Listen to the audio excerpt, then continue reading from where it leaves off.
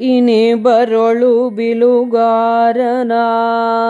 ಅರ್ಜುನನೋ ಕರ್ಣನೋ ಭೀಮ ದುರ್ಯೋಧನರೋ ಮಾದ್ರಿಸುತರೋ ಮೇಣು ದುಶ್ಯಾಸನಾದಿಗಳೋ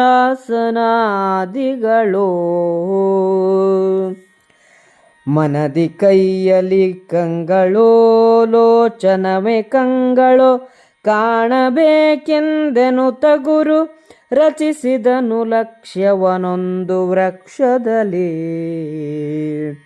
ದ್ರೋಣನು ತನ್ನ ಶಿಷ್ಯರೊಳಗೆ ಅತಿಶ್ರೇಷ್ಠ ಬಿಲ್ಲುಗಾರನು ಅರ್ಜುನನೋ ಕರ್ಣನೋ ಭೀಮನೋ ದುರ್ಯೋಧನನೋ ನಕುಲ ಸಹದೇವರೋ ದುಶ್ಯಾಸನನೋ ಮೊದಲಾದವರೋ ಎನ್ನುವುದನ್ನು ಪರೀಕ್ಷಿಸಬೇಕು.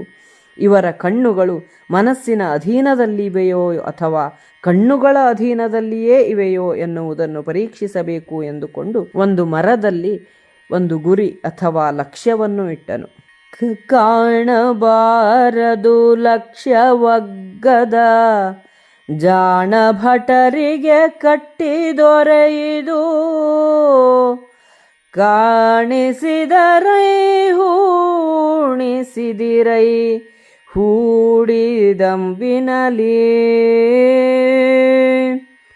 ಕಾಣಿರೆ ಕರ್ಣಾದಿ ಸುಭಟ ಶ್ರೇಣಿಯಂಬಿ ಗುರುವಿನಣಕವ ಆಣೆಯಿಟ್ಟವೊಲ್ ಹೆಚ್ಚು ಲಕ್ಷ್ಯವ ಕೆಡಹಿದನು ಪಾರ್ಥ.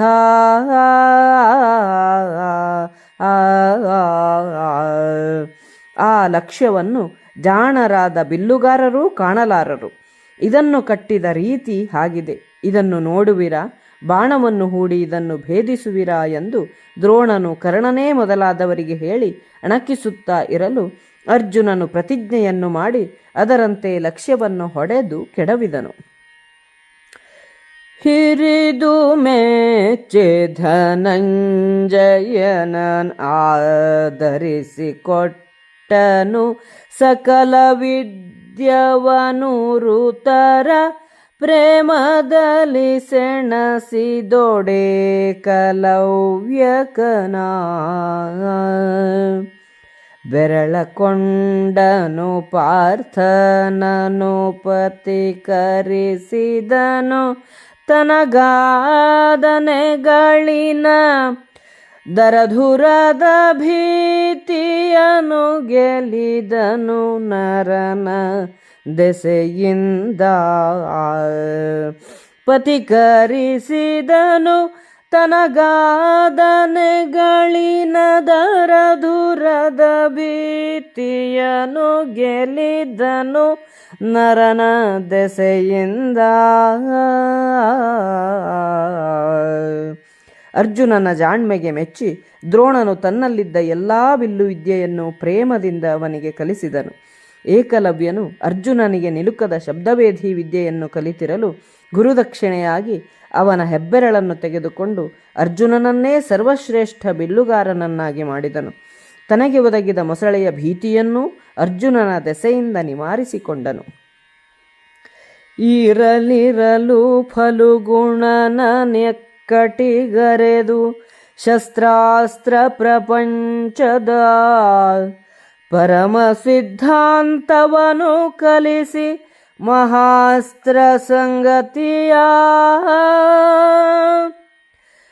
ಕರುಣಿಸಿದನಾಗ್ನೇಯ ಪೌರಂದರ ಮಹಾವಾಯುವ್ಯ ವಾರುಣ ಹರಸಖ ಬ್ರಹ್ಮಾಸ್ತ್ರ ಸೌರೋರಗ ನಗಾದಿಗಳ.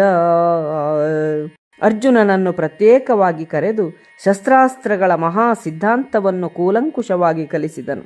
ಬಳಿಕ ಮಹಾಸ್ತ್ರಗಳಾದ ಆಗ್ನೇಯ, ಐಂದ್ರ ಅಥವಾ ಪೌರಂದರ, ವಾಯುವ್ಯ, ವಾರುಣ, ಕೌಬೇರ, ಬ್ರಹ್ಮ, ಸೌರ, ನಾಗ, ಪರ್ವತ ಮೊದಲಾದ ಅಸ್ತ್ರಗಳನ್ನು ಅರ್ಜುನನಿಗೆ ಬೋಧಿಸಿದನು. ಒಂದು ದಿನ ಒಡ್ಡೋಲಗಕ್ಕೆ ಗುರು ಬಂದು ಮನ್ನಿಸಿಕೊಂಡು ನಸುನಗುತೆಂದನ ಧೃತರಾಷ್ಟ್ರ ಗಂಗಾಸೂನು ವಿದುರರಿಗೆ.